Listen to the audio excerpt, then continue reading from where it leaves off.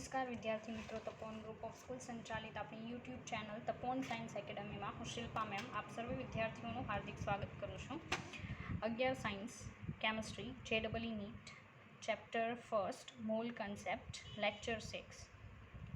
ચાલો last video લેક્ચરની અંદર તમને યાદ હશે કે મેં કઈ વસ્તુ તમને એક્સપ્લેન કરી હતી. થોડુંક રિકેપ જોઈ લઈએ.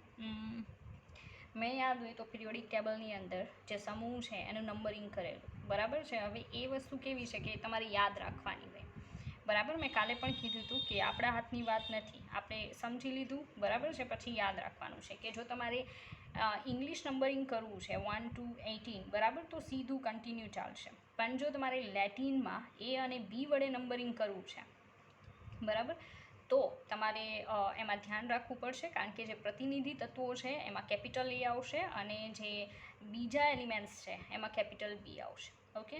સેકન્ડ થિંગ કે એસ અને પી બ્લોક એલિમેન્ટ્સ છે એને પ્રતિનિધિ તત્વો કહેવામાં આવે છે, તો એની પાછળ એ લગાવાય છે.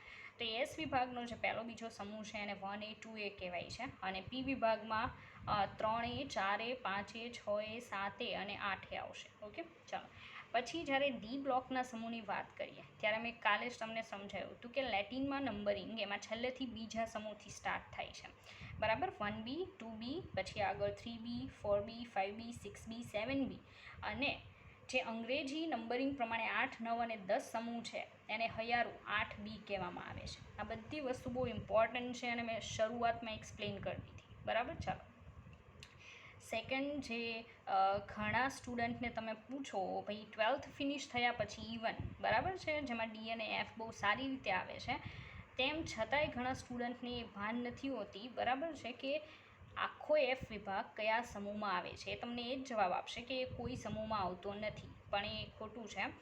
આખો એફ વિભાગ 3B સમૂહમાં આવે છે, બરાબર છે. ચાલો, હવે આજે જે બીજું રિકેપમાં બાકી રહી ગયું, બહુ ઇમ્પોર્ટન્ટ છે. મેં 2 એક્ઝામ્પલ કરાવ્યા હતા. મેં તમને યાદ હોય તો પરમાણુ ભાર કરાવ્યો. પરમાણુ ભારની ડેફિનેશન નોર્મલી જો ગુજરાત બોર્ડનું ફર્સ્ટ ચેપ્ટર ચાલી ગયું હોય તો તમને ખ્યાલ હશે કે કાર્બન 12 જે સમસ્થાનિક છે એના એક પરમાણુના વજનના ગ્રામમાં વજનના 12મો ભાગ, બરાબર, એની સાપેક્ષમાં બીજા જે તત્વો છે એના પરમાણુનું કેટલું વજન હોય છે એને જે તે તત્વનો પરમાણુ ભાર કહેવાય. હવે શરૂઆતના સમયમાં કોઈ સાધન નહોતું કે જેની હેલ્પથી આપણે જે તે પરમાણુ છે એનો પરમાણુ ભાર ડિસાઇડ કરી શકીએ, વજન ફાઇન્ડ આઉટ કરી શકીએ એક પરમાણુ, બરાબર. એટલે આ મેથડનો યુઝ કરવામાં આવતો. પણ અત્યારે તો આપણી પાસે દ્રવ્યમાન સ્પેક્ટ્રોમીટર છે, બરાબર, કે જેની હેલ્પથી તમે ઇવન એક પરમાણુનું વજન છે એ માપી શકો, બરાબર. ચાલો, બીજું તમને સમજાવ્યું હતું કે યાદ હોય તો વાસ્તવિક પરમાણ્વીય દળ. વાસ્તવિક પરમાણ્વીય દળ જે છે ને એ કઈ રીતે મળે, બરાબર, કાલ એ આપણે જોયું હતું. એક પરમાણુનું વજન જે હોય ગ્રામમાં એને વાસ્તવિક પરમાણ્વીય ભાર કહેવાય. અને તમે જે નોર્મલી સ્ટડી કરશો અને યુઝ કરશો એ કોઈ દિવસ વાસ્તવિક પરમાણ્વીય ભાર નથી હોતો. એ 1 મોલ દીઠ વજન હોય છે, એક પરમાણુ દીઠ વજન નથી હોતું, બરાબર. અને 10thમાં આઈ થિંક તમારે આવી ગયું છે, કાલે પણ મેં કીધું હતું કે 1 મોલ એટલે કેટલા થાય. 1 મોલ કાંઈ પણ કહેવામાં આવે એટલે કેટલા થાય, તો 6.022 ગુણ્યા 1023 થાય. આ વસ્તુ ક્યારેય ભૂલવાની નહીં, કારણ કે 11-12 સાયન્સ બંને માટે બહુ જ ઇમ્પોર્ટન્ટ છે. ફરી પાછું કહી દઉં, 1 મોલ, જો તમને એમ કહે કે 1 મોલ ઇલેક્ટ્રોન તો 6.022 ગુણ્યા 1023 ઇલેક્ટ્રોન. બીજું, 1 મોલ પરમાણુ તો 6.022 ગુણ્યા 1023 પરમાણુ. 1 મોલ અણુ તો 6.022 ગુણ્યા 1023 અણુ. ઓકે. ચાલો, હવે કહેવાનું એમ છે કે આજે છે એ ફિક્સ છે, બરાબર. મેં પાછું તમને કહી દઉં કે અમુક વસ્તુ કેમિસ્ટ્રીમાં એવી છે કે જે તમારે યાદ રાખવી પડશે, લાઈક ધીસ વન, બરાબર છે. તો 1 મોલ એટલે હંમેશા 6.022 ગુણ્યા 1023 યાદ રાખવાનું. ઓકે. આપણે એક્ઝામ્પલ જોઈએ કે what is the meaning of 1 mall. Example, 1 mall electron તમને આવું કે એટલે તમારે શું કરવાનું, સામે લખવાનું કે ભાઈ 6.022 ગુણ્યા 1023 ઇલેક્ટ્રોન્સની વાત કરી છે, બરાબર. એમ કે 1 મોલ ઇલેક્ટ્રોન્સ તો આપણે પેરાફ્રેઝ કરીને કહી દેવાનું કે ભાઈ એનો મતલબ એવો થાય છે કે 6.022 ગુણ્યા 1023 ઇલેક્ટ્રોનની વાત કરી છે. જો તમને એમ કહે કે 1 મોલ પરમાણુ, બરાબર, પરમાણુને ઇંગ્લિશમાં એટમ્સ કહેવાય, એટમ્સ, બરાબર. ચાલો, તો તમારે સામે કહેવાનું કે ભાઈ એનો મતલબ એમ થાય કે 6.022 × 10⁻23 પરમાણુઓ, બરાબર. ઇનકેસ તમને એવું કહેવામાં આવે કે 1 મોલ અણુ, બરાબર, 1 મોલ અણુ, તો તમારે કહી દેવાનું કે ભાઈ 6.022 × 10⁻23 અણુઓ. તો હવે સમજમાં આવવું જોઈએ કે શું કહેવા માગું છું. આઈ થિંક 10થમાં મેં પહેલાં પણ કીધું કે તમારે આવી ગયું છે, બરાબર છે. એટલે સમજવાનો પ્રયત્ન કરવો કે અહીંયા શું કીધેલું છે. એમ પણ આ તમને ડિફિકલ્ટ ન લાગવું જોઈએ. એનું રીઝન છે કે તમારે ગુજરાત બોર્ડનું જો ફર્સ્ટ લેશન ચાલતું હોય તેમાં બધી વસ્તુ આવે છે. ઓકે, ચાલો આગળ જોઈએ. હવે 1 મોલ એટલે આટલું, એનો તો નોર્મલ ખ્યાલ આવી ગયો, પણ ઘણીવાર સ્ટુડન્ટને હજી પણ કન્ફ્યુઝન હોય, બરાબર છે, કઈ બાબતનું, કે પરમાણુને અણુ એટલે શું હોય, ઘણાને હોય, તો એ પણ કહી દો. ચાલો, પરમાણુ, બરાબર, અને અહીંયા શું લઈએ આપણે, અણુ. પ્રોપર ધ્યાન આપવું, બરાબર. ચાલો, પરમાણુ શું કહી શકાય એ તમને કહી દો, બરાબર છે. હવે પરમાણુ નોર્મલી એકની સંખ્યામાં જ હોય છે. પરમાણુ એકની સંખ્યામાં, જ્યારે અણુ જે છે ને એ અણુ એક અથવા એક કરતાં વધારે તત્વોમાંથી બનેલું હોઈ શકે. ફરી પાછું, પરમાણુ એક જ તત્વ હોય છે અને એક જ હોય છે. જ્યારે અણુની વાત કરો તો એક કરતાં વધારેની સંખ્યામાં એક અથવા તો વધારે પરમાણુઓ, અલગ અલગ તત્વના પરમાણુઓ જોડાય અને અણુ બને છે. એક્ઝામ્પલ જોઈએ એટલે ખબર પડશે. એક્ઝામ્પલ, ચાલો હું એમ કહું કે હાઇડ્રોજન, 1H લખું, તો આને હું બિલકુલ અણુ ના કહી શકું, બરાબર છે. એ હાઇડ્રોજનનો પરમાણુ છે, અણુ નથી, બરાબર. પણ જો હું અહીંયા એમ લખું છું H2, તો આને હું બિલકુલ હાઇડ્રોજન પરમાણુ નહીં કહી શકું, હું એને હાઇડ્રોજનનો અણુ કહીશ, બરાબર છે. ચાલો, તો પરમાણુ એટલે ખબર પડી ગઈ, એક જ એલિમેન્ટ છે એનો એક જ પરમાણુ. જ્યારે અણુ એટલે એક અથવા એક કરતાં વધારે જુદા જુદા તત્વોના વધારેની સંખ્યામાં પરમાણુ ભેગા થઈને જે બને એને અણુ કહેવાય. રેડી? આ કહેવું પણ જરૂરી છે કારણ કે ઘણાને એમાં સમજ નથી હોતી. રેડી? ચાલો, સેકન્ડ એક્ઝામ્પલ આપું. હું લખું નાઇટ્રોજન પરમાણુ, તો હું અહીંયા લખી શકું N2 અણુ, સીધી વાત છે. પછી હું અહીંયા લખું છું નાઇટ્રોજન અને હાઇડ્રોજન પરમાણુ, નાઇટ્રોજન અને હાઇડ્રોજન પરમાણુ, બરાબર.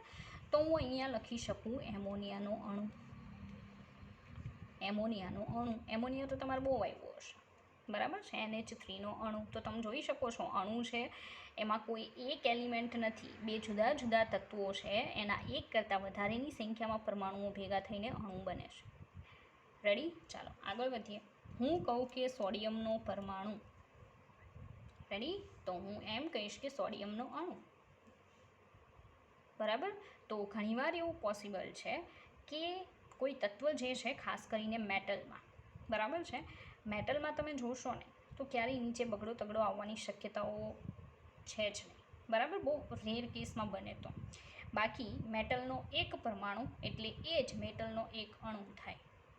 ફરી પાછું, મેટલ માટે એક પરમાણુ એટલે એનો શું થાય, એક અણુ થાય. તો કેમિસ્ટ્રી છે, બરાબર છે, તો કેમિસ્ટ્રી પોતાની રીતે કામ કરે છે, આપણે એને સમજવાનું છે. ચલો, હાઇડ્રોજન પરમાણુ H2 અણુ, નાઇટ્રોજન પરમાણુ N2 અણુ. નાઇટ્રોજન અને હાઇડ્રોજન પરમાણુ, તો એ વધારેની સંખ્યામાં ભેગા થઈને શું બનશે, એમોનિયાનો અણુ. ઓકે. સોડિયમ પરમાણુ, સોડિયમ અણુ. રેડી? ચાલો, તો આ આપણે જોઈ લીધું અણુ કોને કહેવાય અને પરમાણુ કોને કહેવાય. ઓકે, ચાલો.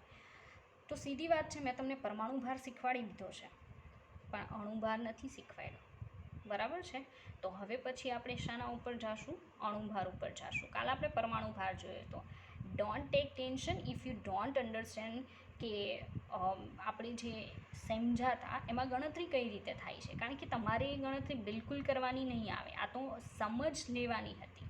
બાકી પરમાણુ ભાર જે છે મેં પહેલાં કીધું કે ક્વેશ્ચન પેપરની ઉપર બધાના પરમાણુ ભાર લખીને આપી દેશે કે આનો પરમાણુ ભાર આટલો છે, આને યુઝ કરો. બસ એને યુઝ કરતાં આવડતું હોવું જોઈએ.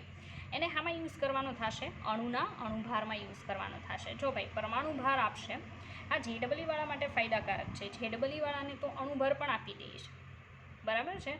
નીટવાળા જે છે એને અણુભાર ઇનકેસ ફાઇન્ડ આઉટ કરવો પડી શકે. આપી દે તો સારી વાત છે. ઓકે, ચાલો હવે આપણે અણુભાર જોવાના છીએ. પરમાણુ ભાર તો એક્ઝામમાં આપી દેશું, મેં પહેલાં પણ કીધું. રેડી? ચાલો, તો અણુભાર છે એને ઇંગ્લિશમાં કહેવામાં આવશે એટોમિક માસ, મોલેક્યુલર માસ.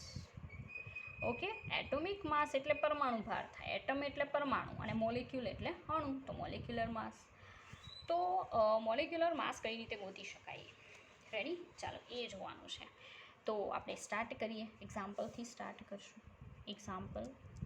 એવું એક્ઝામ્પલ આપું કે તમને ફટાફટ સમજાઈ જાય. રેડી? ચાલો, તો એક્ઝામ્પલમાં આપણે લઈએ H2SO4.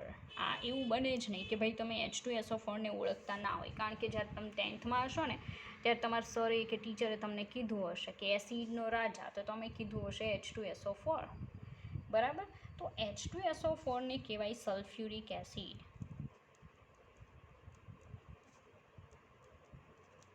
ઓકે, તો સલ્ફ્યુરિક એસિડ જે છે એનું મોલેક્યુલર માસ કેટલું? ઘણાને તો મોઢે હશે મેમ 98, બરાબર છે. પણ ફાઇન્ડ આઉટ કઈ રીતે કરી શકાય? કારણ કે મેં કીધું એમ બની શકે કે ઘણીવાર એક્ઝામમાં નહીં આપે. આનું તો આવડતું હોય, બધાનું થોડી આવડશે, તો ફાઇન્ડ કરતાં તો શીખવું પડશે. ઓકે, ચાલો, તો H2SO4 સલ્ફ્યુરિક એસિડ, બરાબર. એનું ફાઇન્ડ આઉટ કરવું હોય અણુભાર, તો શું કરવાનું કે 2 ગુણ્યા આ સંખ્યા 2 છે ને, હાઇડ્રોજનની સંખ્યા કેટલી છે? 2, તો અહીંયા લખવાના 2, એને ગુણ્યા હાઇડ્રોજનનો પરમાણુ ભાર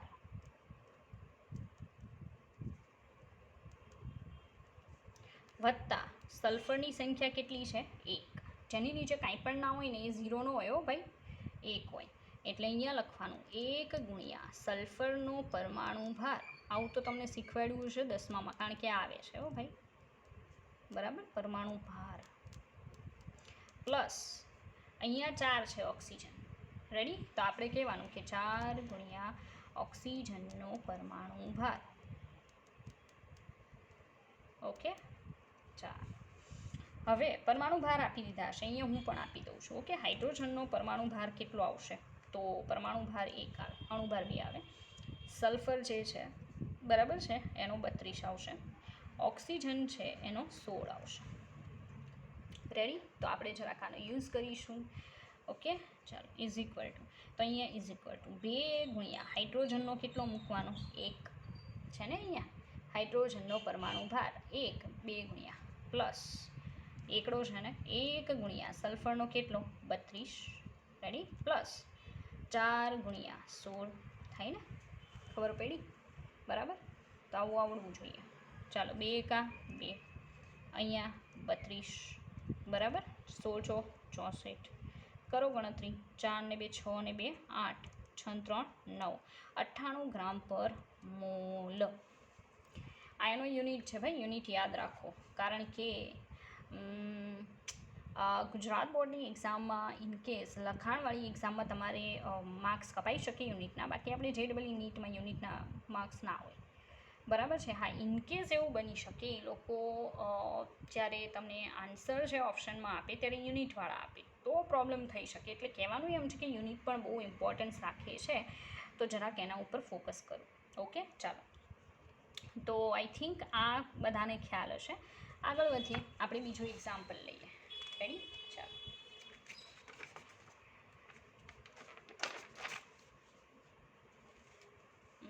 સેકન્ડ એક્ઝામ્પલ આપણે લઈશું કોઈ બીજા 2, બરાબર. ચાલો, એમાં ઉદાહરણમાં આપણે શું લઈશું? HCl લઈએ. ચાલો, આ સારું પડશે, બરાબર. HCl છે એનો અણુભાર શોધવાનો છે, કારણ કે HCl અણુ છે, નોટ પરમાણુ. હમણાં હજી સમજાવી દીધું કે what is atom and what is molecule. ચાલો, તો HClનો અણુભાર શોધવાનો છે. તો અણુભાર ઇઝ ઇક્વલ ટુ હાઇડ્રોજન પરમાણુ 1 છે, ક્લોરીન પરમાણુ 1 છે, તો 1 ગુણ્યા હાઇડ્રોજનનો પરમાણુ ભાર, રેડી, પ્લસ શું આવશે 1 ગુણ્યા Clનો પરમાણુ ભાર, રેડી. ચાલો હવે પરમાણુ ભાર અહીંયા આપી દઉં. હાઇડ્રોજનનો 1 છે, બરાબર, Clનો 35.5 છે, આવું આપી દેશે. તમારે ખાલી ઉઠાવીને અહીંયા મૂકવાનું છે, બરાબર. કેટલું ઇઝી. 1 મલ્ટીપ્લાય 1 પ્લસ અહીંયા શું આવશે 1 મલ્ટીપ્લાય 35.5, ચાલો 1 પ્લસ 35.5 એટલે કેટલા થશે 36.5 ગ્રામ પર મોલ. ધીસ ઇઝ આન્સર, બરાબર. શું કહેવાય મોલેક્યુલર માસ, મોલેક્યુલર માસ.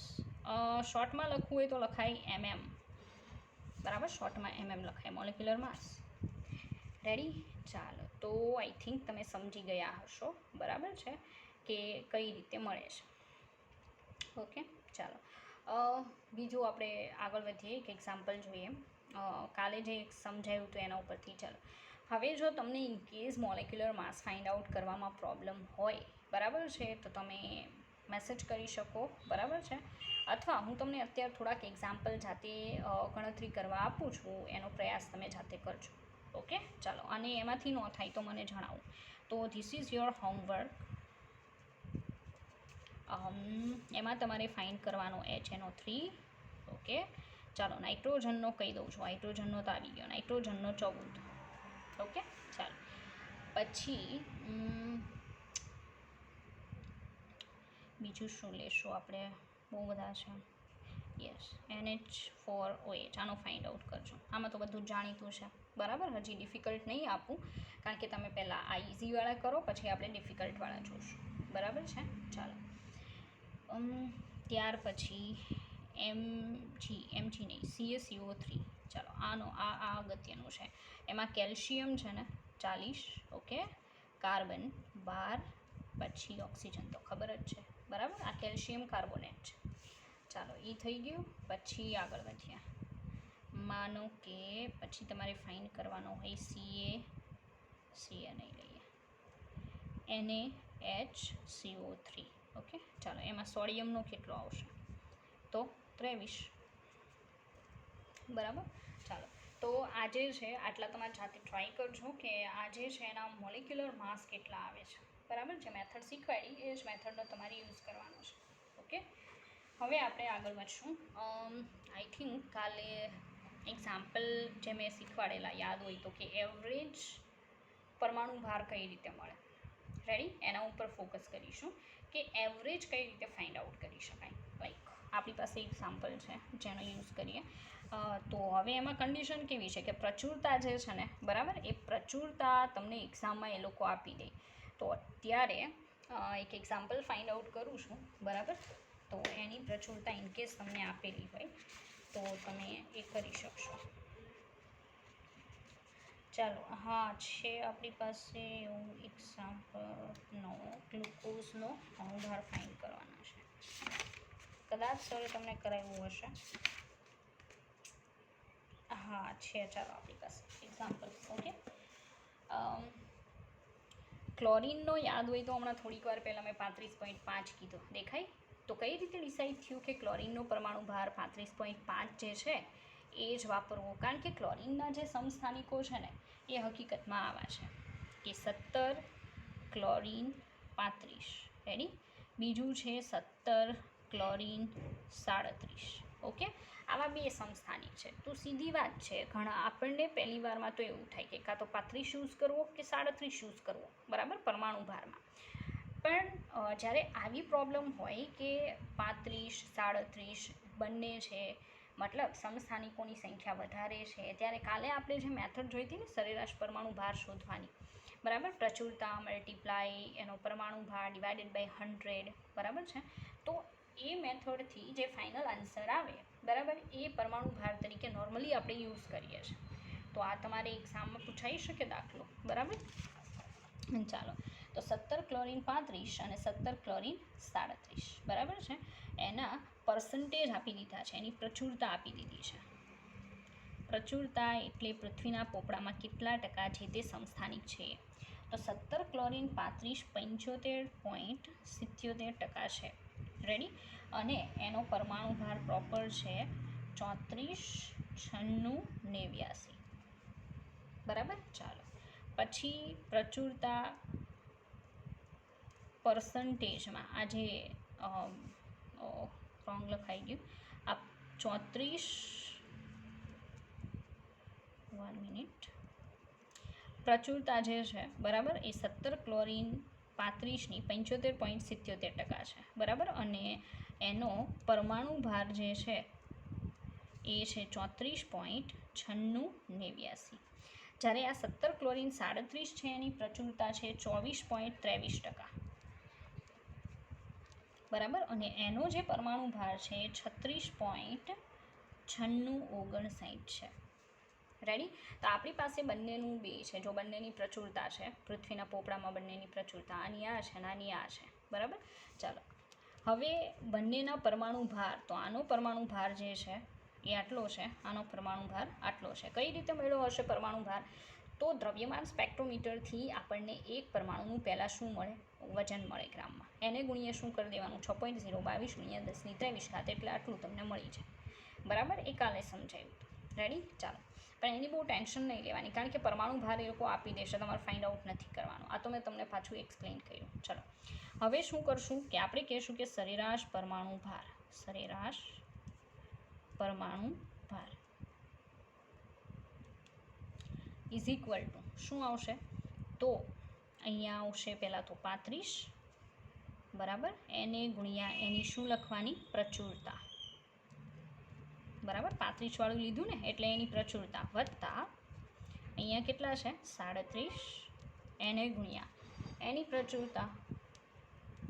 બરાબર. ચાલો એની પ્રચુરતાને ડિવાઇડેડ બાય કેટલા કરવાના રહેશે? 100. દરેક વખતે 100 જ કરવાના ડિવિડેશનમાં, કારણ કે ટોટલ ટકા કેટલા હોય? 100 હોય. આ બંનેનો સરવાળો કરો ટોટલ પર્સન્ટેજ તો 100 થઈ જશે. ચાલો હવે 35 વાળું જે છે ને એની પ્રચુરતા કેટલી છે? 75.77. હા, આપણે 35 ડાયરેક્ટલી મૂકી દીધા છે. It's my fault. આપણે આ મૂકવું જોઈએ તો આપણો પ્રોપર આન્સર આવશે. બરાબર. તો 35 નોર્મલી લઈ શકાય, કારણ કે પાછળ નવડો છે, પણ હવે આ લોકોએ આ જ આપ્યું છે તો આપણે એ વાપરવું પડશે, નહીં તો 35 મૂકી શકાય. 34,9689. બરાબર. એને ગુણ્યા કેટલા કરવાના થશે? 75.77, વત્તા આ જે 37 મૂક્યા છે ને એની જગ્યાએ એ લોકોએ કેટલું આપ્યું છે? 36.9. પણ એ 37 જ છે, પણ એ લોકોએ એક્ઝેક્ટ આપ્યું છે તો આપણે વાપરવાનું. જો એ લોકો તમને અહીંયા ઘણીવાર બની શકે 35 આપે અથવા તો 36, મીન્સ કે અહીંયા એક્ઝેક્ટ 35 આપી શકે, અહીંયા એક્ઝેક્ટ 37, અને આ વસ્તુ ન આપે તો ડાયરેક્ટ અહીંથી ઉઠાવીને મૂકી દેવાનું. બરાબર છે. ચાલો તો અહીંયા આપણે લખશું 36. કેટલા? 9659. એને ગુણ્યા એની પ્રચુરતા કેટલી? 24.23%. બરાબર. ચાલો હવે આપણે એનું કેલ્સી કરીશું. રેડી. ચાલો હા, નીટવાળાને પહેલાં કહી દઉં કે એક્ઝામની અંદર એ લોકો દાખલા કેવું આપશે ત્યારે ઉપર નીચે ફટાફટ ઇઝીલી ઉડી જાય એ ટાઈપની રકમ આપશે, એટલે ડોન્ટ વરી, થઈ જશે. JEE વાળાને કહી દઉં કે એ લોકોને તો મેથ્સ હોય એટલે એના માટે એટલું ડિફિકલ્ટ નહીં હોય. બરાબર છે. પણ બને ત્યાં સુધી એવા પ્રયત્ન કરશે કે જેથી તમે ફટાફટ એ ગણતરી કરી શકો. રેડી. ચાલો તો અત્યારે આપણે કેલ્સીમાં કામ કરશું, કારણ કે જો વિધાઉટ કેલ્સી વર્ક કરીશું તો આપણે સિલેબસને પહોંચી નહીં શકીએ. બરાબર છે. એટલે આપણી પાસે આ જ ઓપ્શન છે. તમે જ્યારે જાતે કામ કરતા હોય ઘરે, બરાબર, ત્યારે તમારે વિધાઉટ કેલ્સી ટ્રાય કરવાની. બરાબર. ચાલો 75.77 ગુણ્યા 75.77 ગુણ્યા 34.9689, 34.9689 તો કંઈક આવશે 2000. આ રીતે આવશે 2649.59.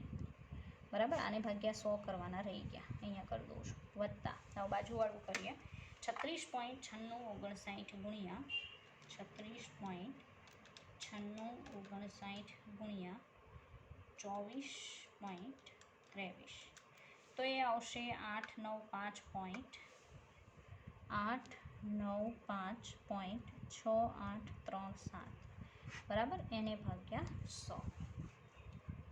રેડી? ચાલો હવે બંનેનો પહેલાં આપણે સરવાળો કરીશું. 2649.59. રેડી?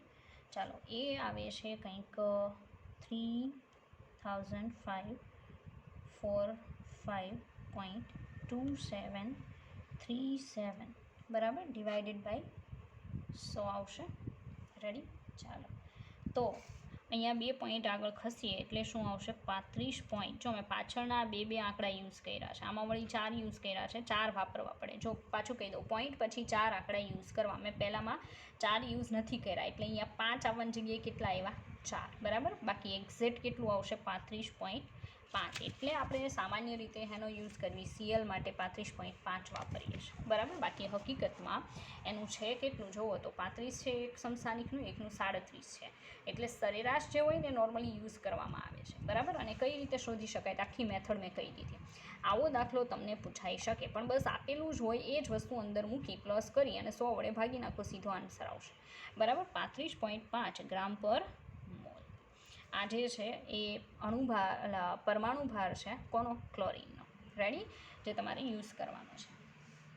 ચાલો તો આઈ થિંક હવે તમને ખ્યાલ આવી ગયો હશે કે કાલે જે મેં આ એક્ઝામ્પલ કરાવ્યું હતું તમને બરાબર છે એ શું છે.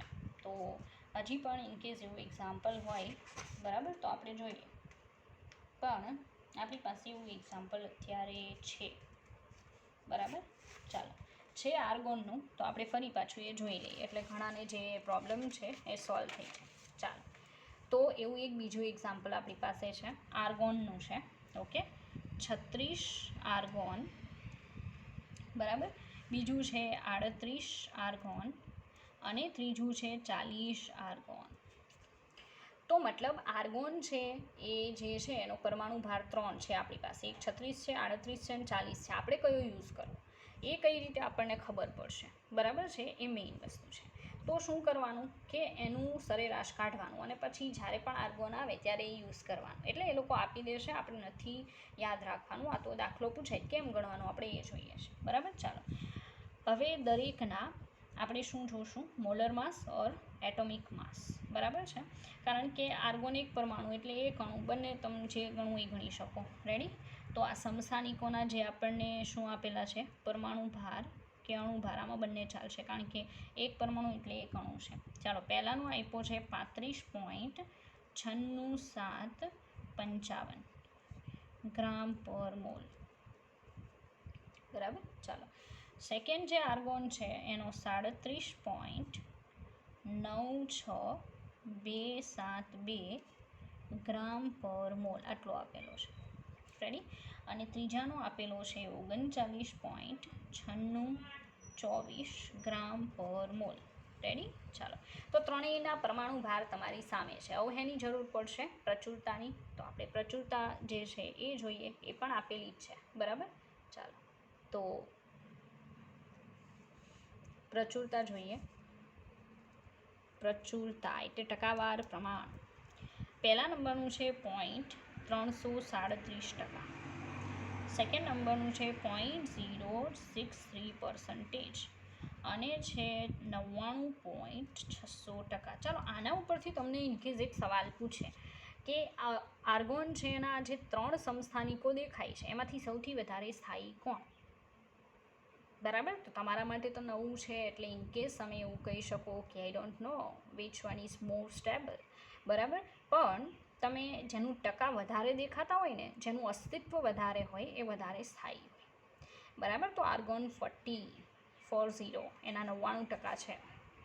તો સીધી વાત છે બરાબર છે કે એ બહુ સ્ટેબલ હશે, આમ તેમ ભમતો નહીં હોય બરાબર છે. એટલે એનો પર્સન્ટેજ વધારે છે, મતલબ એ તમને વધારે મળી શકે આવડું આ સંસ્થાને. રેડી? ચાલો હવે આપણે શું કરશું? આર્ગોન માટે સરેરાશ પરમાણુ ભાર શોધીશું. તો સરેરાશ પરમાણુ ભાર શોર્ટમાં લખું છું ઇઝ ઇક્વલ ટુ શું આવશે? પહેલાં તો આ બંનેનું મલ્ટિપ્લિકેશન આવશે. કે આર્ગોન 36 જે છે એના પરમાણુ ભાર અને પ્રચુરતાનો ગુણાકાર. તો હું ડાયરેક્ટલી લખું છું, બરાબર. તો હવે સમજાવવું જોઈએ. 35.96755 ગુણ્યા કેટલા ટકા? 0.337% વત્તા નીચેવાળો જે છે ને 38 વાળો એના પ્રચુરતા અને પરમાણુ ભારનો ગુણાકાર. તો 37.969272 એને ગુણ્યા 0.063 પ્લસ હવે નીચેનાનું બંનેનું મલ્ટિપ્લિકેશન 39.9624 એને ગુણ્યા 99.600, બરાબર. ત્રણેયનું પ્લસ કરીને છેદમાં કેટલા મૂકવાના થશે? 100. રેડી? ચાલો હવે જોઈએ કે ત્રણેયનો આન્સર કેટલો આવે છે, બરાબર. તમે જાતે તમારી કેલ્સીમાં ટ્રાય કરી શકો. 96.755 મલ્ટીપ્લાય 0.337, ઓકે. આવશે 12.106 12.106 પ્લસ 37.969272 એને મલ્ટીપ્લાય 0.063, તો એ આવશે 2.39165 2.39165 વત્તા જો ભાઈ પાછળના 4 આંકડા JEE પ્લસ નીટવાળા સમજી લે કે આ પાછળના 4 આંકડા યુઝ કરવા નહીં તો જવાબ નહીં આવે પ્રોપર, બરાબર. 9624 ગુણ્યા 99.600% એટલે આવશે 3980.25504. રેડી? આ બધાનું પ્લસ કરીને એને ડિવાઈડ શું કરી દેવાના? 100.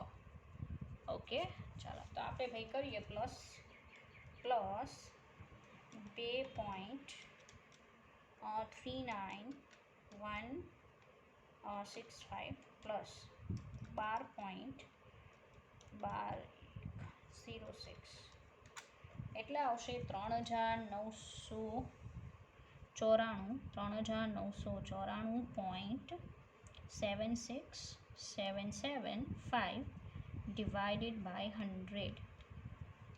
ઓકે, ચાલો 2 પોઈન્ટ આગળ ખસાડવાનું છે તો આવશે 39.94, બરાબર, 76.775 ગ્રામ પર મોલ. મેં પહેલાં જ તમને સમજાવ્યું હતું કે આને તમારે કેટલું કન્સિડર કરવું જોઈએ, કયો તો 40. સીધી વાત છે ને, એટલે જ કીધું હતું કે વધારે સ્ટેબલ કયો હશે? 40 વાળો. સીધી વાત છે, 99% છે, બરાબર. ચાલો તો સરેરાશ પરમાણુ ભાર પણ જો એક્ઝામની અંદર પાછળના આંકડા આપશે હો ભાઈ, એટલે કહું છું કે તમારે ગણતરી તો કરવી પડશે અને ગણતરી કરશો તો પોઈન્ટમાં એક્ઝેક્ટ આન્સર માંગશે, બરાબર છે. અને એક્ઝેક્ટ આન્સર માંગે ત્યારે પાછળના 4 આંકડા મેટર કરે છે, ઓકે. તો એ પ્રમાણે કામ કરવું. ચાલો હવે આઈ થિંક આ એવી વસ્તુ થઈ ગઈ કે જેમાં કોઈને કોઈ સમસ્યા હોવી જોઈએ નહીં. રેડી? ચાલો હવે હું આગળ વધીશ એક નવા ટૉપિક તરફ. અણુ ભાર ફાઇન કરતાં પણ તમને આવડી ગયું છે, પરમાણુ ભાર શું છે એ પણ કહી દીધું, ઓકે. હવે આપણે જે જોવાનું છે એ કહી દઉં, એસિડ અને બેઝ જોઈએ પહેલાં, બરાબર છે. તો બધા કહે છે કે ભાઈ એ તો અમને બહુ આવડે છે. જોઈએ આપણે. ચાલો આપણે જોવાનું છે એક એસિડ અને બીજું જોવાનું છે બેઝ. 10થમાં એસિડ એન્ડ બેઝવાળું એક આખું લેશન આવે છે, બરાબર, જેમાં તમને કહેવામાં આવે કે પીએચ ફાઇન્ડ આઉટ કરો. તો તમને એ પણ ખબર છે કે what is the formula of pH? PH is equal to -log base 10 H પ્લસની કોન્સન્ટ્રેશન. બેઝ માટે POH આવે. POH ઇઝ equal to -log base 10 OH માઇનસની કોન્સન્ટ્રેશન, ઓકે. ચાલો પણ આપણે એ બિલકુલ નથી જોવાના. તમને ખબર હોવી જોઈએ કે તમે અત્યારે જે સ્ટડી કરો છો, બરાબર છે, એમાં કંઈક થોડુંક અલગ હશે જે તમે જોઈ ગયા એના કરતાં. એસિડ જે છે ને, બરાબર છે, એ એસિડ માટે નોર્મલી શું હોય? તમને એક શબ્દ કહી દઉં. એક પ્રબળ આવે, પ્રબળ એસિડ આવે, બરાબર. 2 ભાગ પડી જાય એસિડના અને બેઝના. એક પ્રબળ એસિડ આવે અને નિર્બળ એસિડ આવે. પહેલાં તો અહીંયાથી જ મારે સ્ટાર્ટ કરવું પડશે. પ્રબળ એસિડ અને નિર્બળ એસિડ. ચાલો બેઝની વાત કરીએ તો સેમ કન્ડિશન, બરાબર. એક પ્રબળ બેઝ આવે અને એક નિર્બળ બેઝ આવે. પ્રબળ બેઝ અને નિર્બળ base. Nice.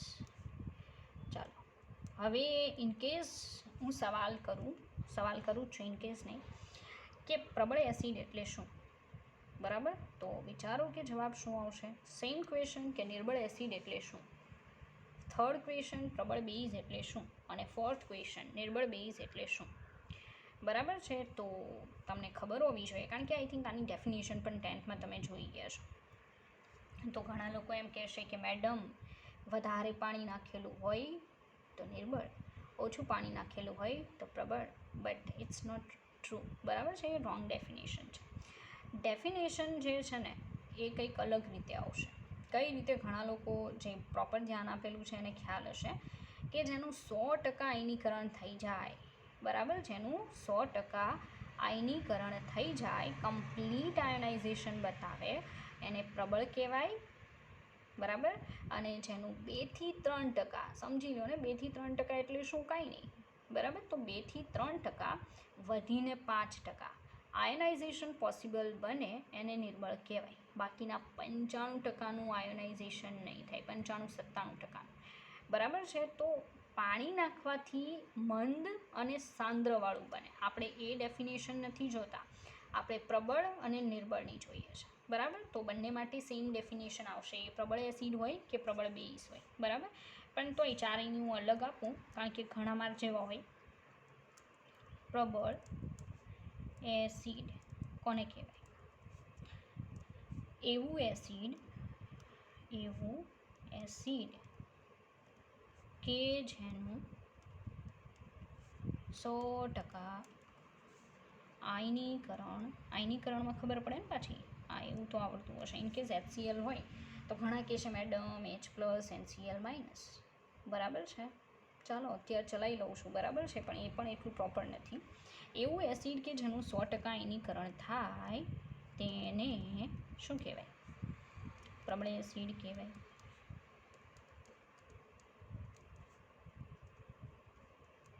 Okay, example, first one H2SO4, okay, HCl, HNO3.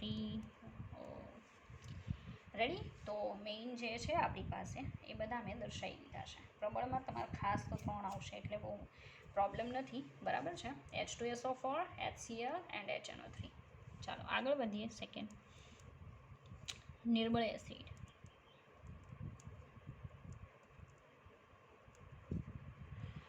એવું એસિડ કે જેનું ખૂબ જ ઓછું આયનીકરણ થાય, ઓછું એટલે ટકા કહી દઉં છું, બરાબર છે, 2-3%, નોટ મોર દેન દેટ. હા, 5% સુધી જઈ શકે, પણ રેર કેસમાં. તો આપણે કહીશું કે એવું એસિડ કે જેનું 2-3% આયનીકરણ થાય તેને નિર્બળ એસિડ કહે છે. ઓકે, ચાલો ઉદાહરણ તો જોઈએ, બરાબર છે, કારણ કે ઉદાહરણ હશે એટલે તમે ફટાફટ સમજશો. એમાં આપણી પાસે છે acidic acid. I think you all know it very well. 10thમાં આવતું હશે એસિડિક એસિડ, બરાબર. સેકન્ડ આવશે HCN, હાઇડ્રોસાયનિક એસિડ.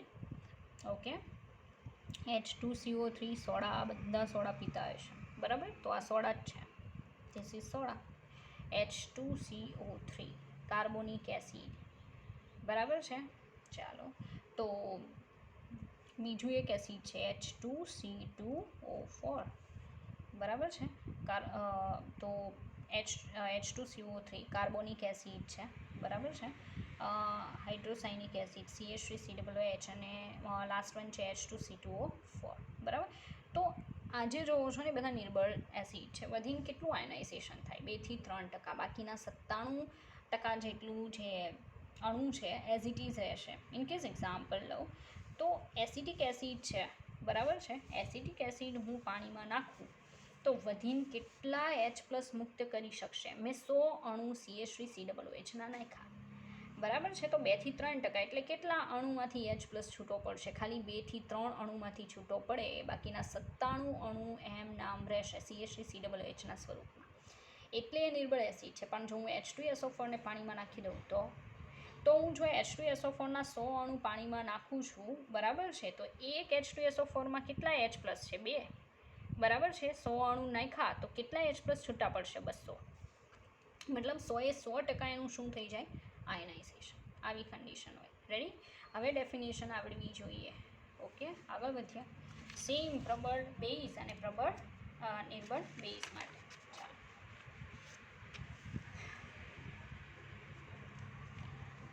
પહેલું આવશે પ્રબળ બેઝ. એવું બેઝ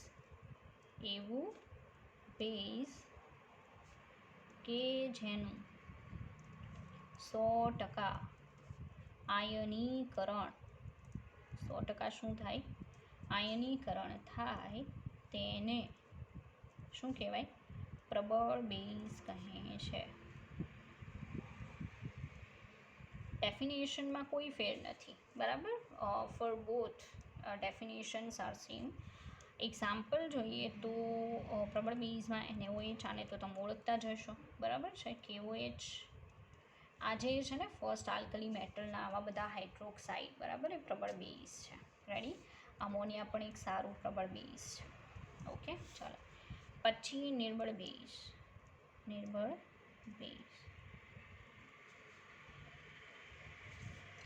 ચાલો, હવે એમ કહી શકાય કે એવું બેઝ કે જેનું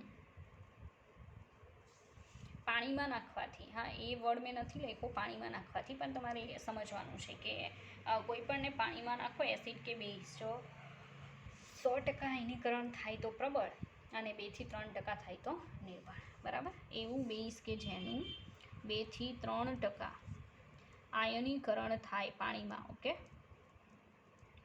પાણીમાં શબ્દ એડ કરવો હોય તો કરી દેવો. આયનીકરણ થાય તેને નિર્બળ બેઝ કહે છે. ઓકે, ચાલો. એક્ઝામ્પલમાં નિર્બળ બેઝમાં સારું એવું છે NH4OH, એમોનિયમ હાઇડ્રોક્સાઇડ. બરાબર? એમોનિયમ હાઇડ્રોક્સાઇડ જે છે એ એક નિર્બળ બેઝમાં આવશે. બરાબર? ચાલો, એક નિર્બળ બેઝનું એક્ઝામ્પલ છે.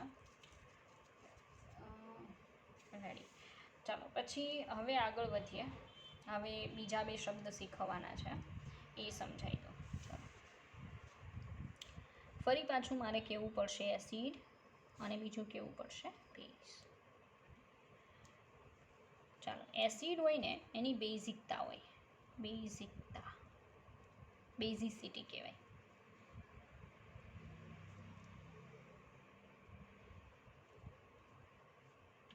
બરાબર? અને બેઝની શું હોય? એસિડિકતા હોય. એસિડિસિટી.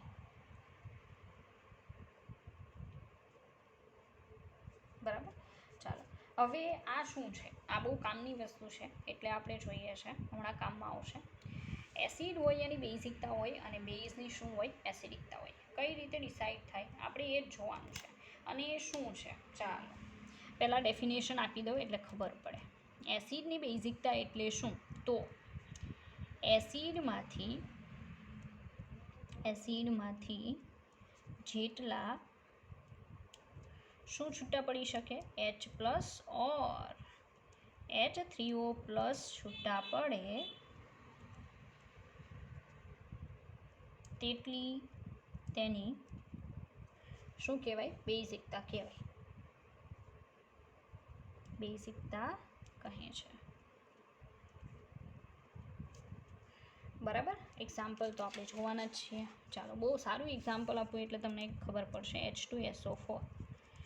આમાં તમને પૂછવામાં આવે કે H2SO4ની બેઝિકતા કેટલી? એટલે બધાનો જવાબ હશે 2 સાચો છે. કારણ કે કેટલા H પ્લસ છૂટા પાડશે? 2.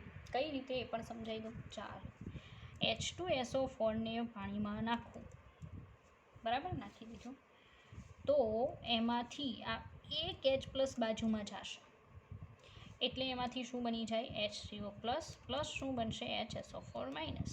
કેટલો H પ્લસ આપી દીધો અત્યારે? એક આપ્યો ને, હજી એન પાસે 1 છે. રેડી? આપણે તો ટોટલ કેટલા આપી શકીએ એ કહેવાનું છે.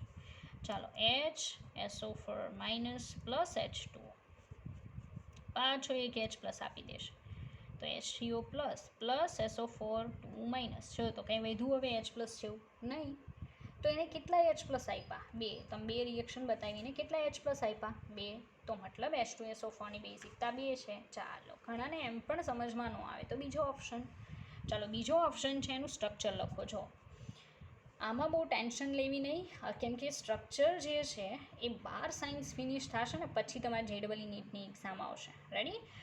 તો કહેવાનું એમ છે કે ત્યાં સુધીમાં તો તમને બધા સ્ટ્રક્ચર મોસ્ટ આવડતા હશે. રેડી? તો H2SO4નું સ્ટ્રક્ચર આવું આવે: sulphur, double bond O, OH, OH, double bond O. જેટલા OH દેખાય એસિડના બંધારણમાં, જેટલા શું દેખાય? OH, એટલી એની શું હોય? બેઝિકતા હોય. રેડી? તો H2SO4માં કેટલા OH દેખાય છે? 2. તો એની બેઝિકતા છે. ખબર પડી ગઈ? ચાલો, તો અહીંયા આપણે અટકાવીશું. નેક્સ્ટ ટાઈમ આપણે ફરી પાછું એસિડિકતા અને બેઝિકતા જે છે, બરાબર છે, એના બીજા ઘણા બધા એક્ઝામ્પલ જોઈશું. બરાબર છે? ચાલો.